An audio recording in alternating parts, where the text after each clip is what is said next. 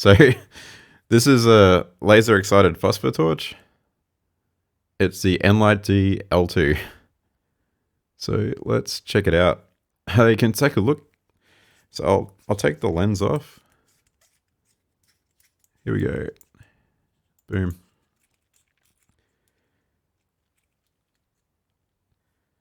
So that is a biconvex lens. Inside, you've got the O-ring and a glow-in-the-dark ring as well, and a bit of glass. I'll try not to get fingerprints all over this. There we go, that's out. So here is the, boom, I'll put that down. Let's see if we can get a bit of light in there. There's a bit of light. Okay. So that little yellow dot is the phosphor. Cool. So that is a CT1 mini module. Boom. Okay. Anyway, it's got a blue laser that points at the back of that yellow phosphor, and it produces an intense white beam. I'll post a short later. I went out before and demonstrated it on a previous live, and I'll post a clip later of it. But you can see that's quite intense. So it's got a really intense beam. So that's the Enlight DL2 by neilsgadgets.com. It's on special. I think it's like $76 if you can find a decent coupon code on his website. This is the AmmuTorch BT35, which is probably a better LEP. It can throw about 1.3 kilometers, I think. It's much more intense. It's got low and high, and it's got comes with this tactical ring. Like it's like a Thyrum switchback knockoff. So that's a tactical design, but it's LEP. It's not really practical. It's just a lot of fun. If you want something practical, maybe look at the AmmuTorch XT35, which has a SFT40 emitter, a luminous SFT40. So it's just a square LED. This one's much more practical, and it has a decent runtime. So I demonstrated a couple of tactical torches, the Nextorch TA30C, the Acebeam T35, and the Acebeam P16 before. So I'll post a short video of what these look like outside. This is just a wrap-up live stream to just demonstrate what these actually look like, because you can't really see the torches when I'm out in the dark. So it's got, that nice tactical ring, a dual action switch. You can hold halfway for turbo. You can do signaling if you want to do Morse code, and you can do full click for strobe. I've set up this oscilloscope to measure the strobe mode. So let's see. I'll try and balance it so you see if you can see. So let's hold that. Cool. So you can kind of see just here, that is the strobe. So it's the strobe going off. I'll try and zoom in. So let's zoom in a bit more. Whoop, that was... There we go. Cool. So that is strobe mode.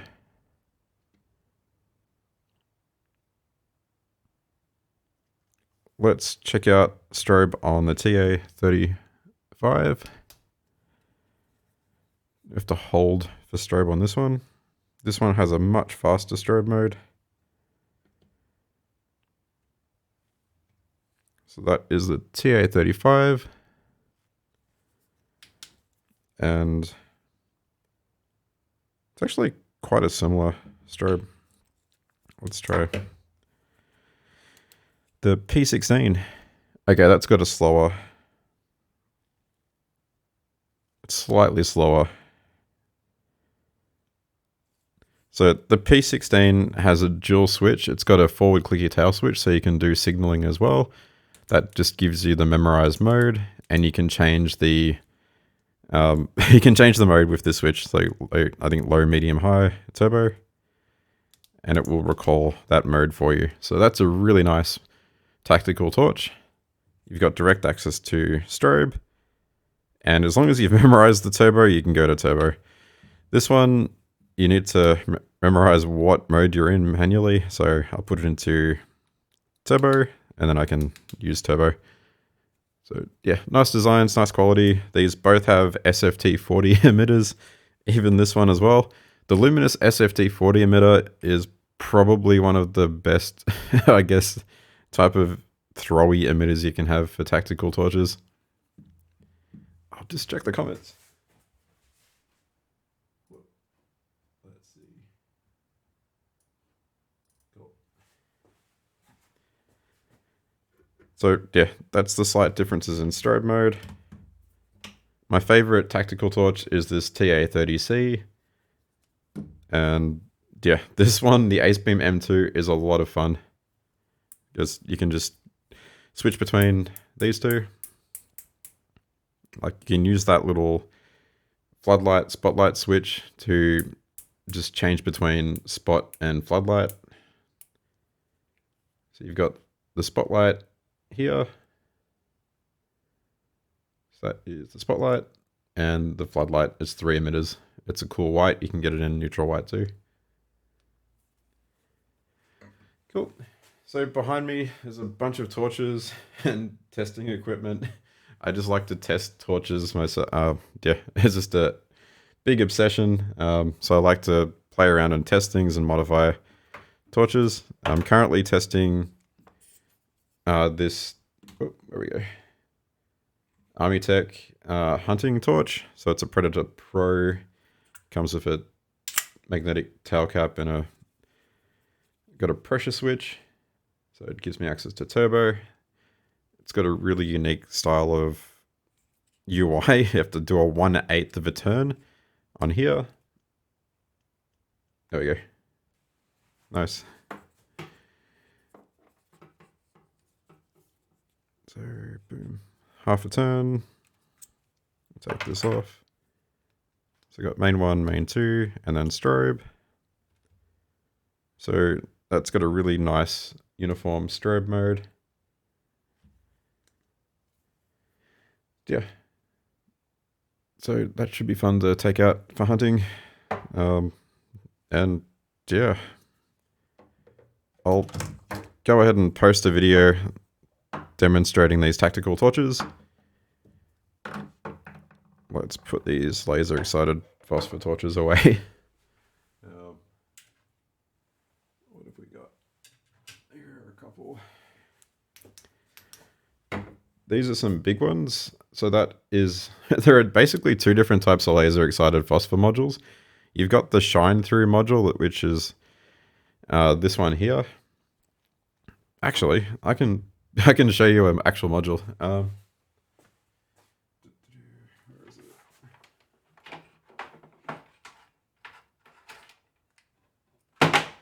Okay.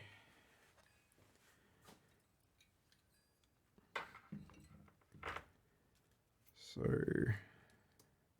here we go. Here's an actual laser excited phosphor module from the company Blue Lake in Weifang, China. So I'll hook this up. Hopefully.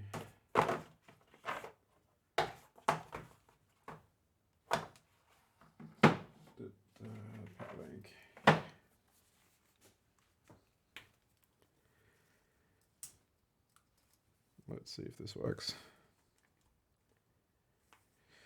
Boom. Nope. The power bank is dead.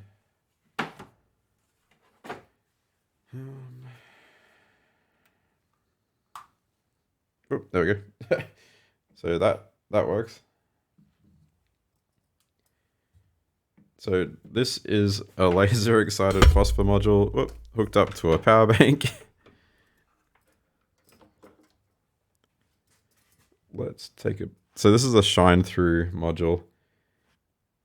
Let's see if we can get a better view.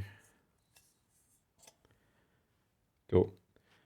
So that is the shine through module. It's a NT1, NT2 module by Blue Lake BL. And yeah, there's a smaller version of this module with copper around it in this. Did show it before, but I'll open it up and show you what the module looks like again. So that is another module, the CT1 Mini. And yeah, that's the module there. It has a blue laser shining at the back of this phosphor, the yellow phosphor, and it creates a white beam. So let's try and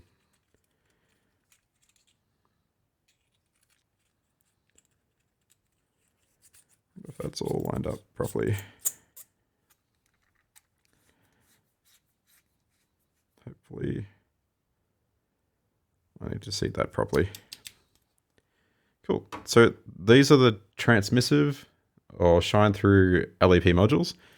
And there are also reflective or mirror style, which are much more powerful. So these ones can throw about 3 kilometers. Let's see if there's a... Yeah, there we go.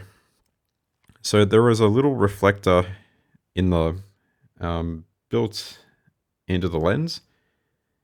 So that little square that you're seeing here, the rectangle, that's the mirror. So a blue laser hits that at an angle, and then it comes back and hits the white phosphor, and then it comes out as an intense white beam. So yeah, this beam can reach about 3 kilometers. It's quite intense. So that's the Weltool W4 Pro. And there is a slightly more affordable Matminco FW1. These both have the same RX45 mirror style modules. So yeah, if you want something a bit more budget friendly, you can get the FW1. The Weltool is a bit more expensive, but they perform almost the same. Like, well, the runtimes are slightly different, but they reach about 3 kilometers, which is quite good. So, yeah, that's it for LEPs. If there's any questions, feel free to ask. I've got a bunch of different torches behind me. Got some that can throw 3 kilometers, some that are pretty floody. We got these big ones. So I'll put this LEP away. Let's not burn our eyes.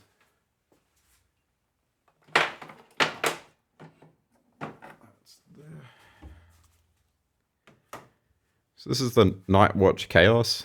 It's really, really bright. It reaches about 78 degrees Celsius. So it gets really, really hot. And it does about 30,000 lumens, which is quite impressive. It's a Night Watch Chaos. It's quite affordable, but it does get quite hot. This is the Immolent MS12 Mini. It has fans built in to try and keep it cool, and it still reaches about 60 degrees Celsius, I think. Or even 70, it gets quite hot. So those are the fans. And this thing gets super intense. So I think the camera adjusted. You can, yeah. Sort of lighting up the room. Boom. So that's, yeah, making the air around me quite warm. This is the older version of the MS12 Mini. There is a new version that has USB-C charging, and it's got an actual handle, because this will burn my hand if I leave it on for too long. Yeah, the handle's probably a better way to go if you want something that's a big flutter.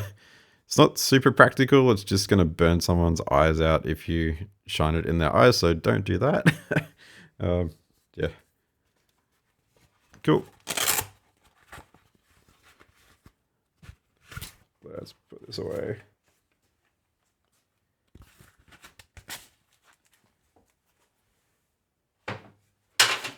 Whoa, saved.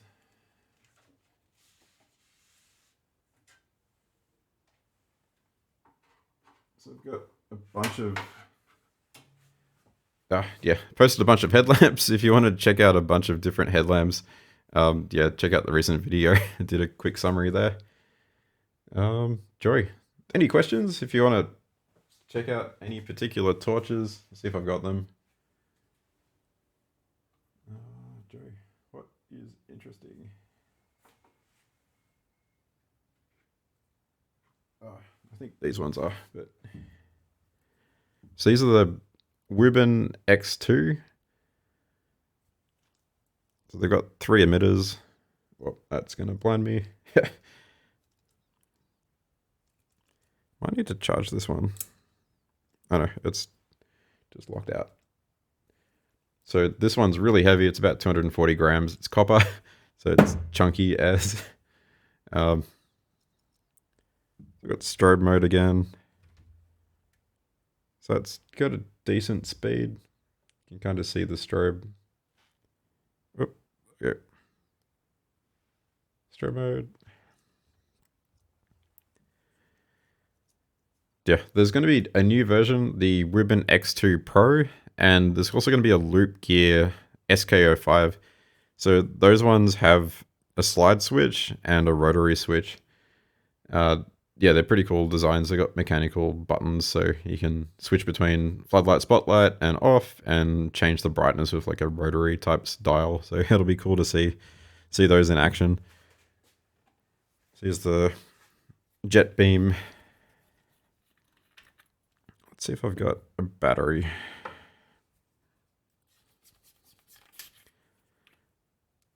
Yep, there's a battery.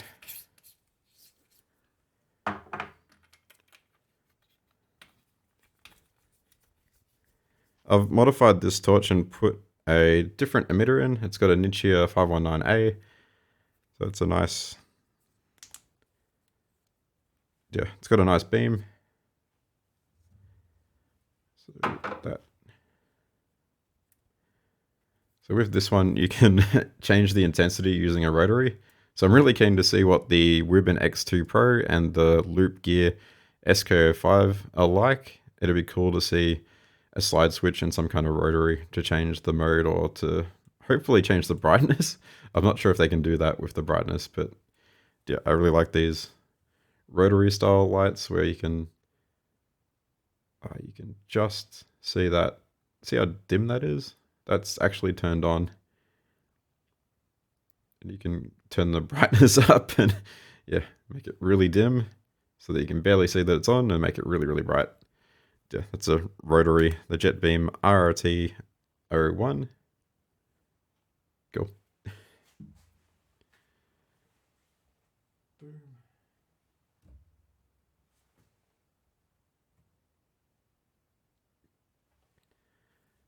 I might switch it off. Cool. If there's any questions, let me know in the comments or yeah, feel free to reach out. Thanks for watching.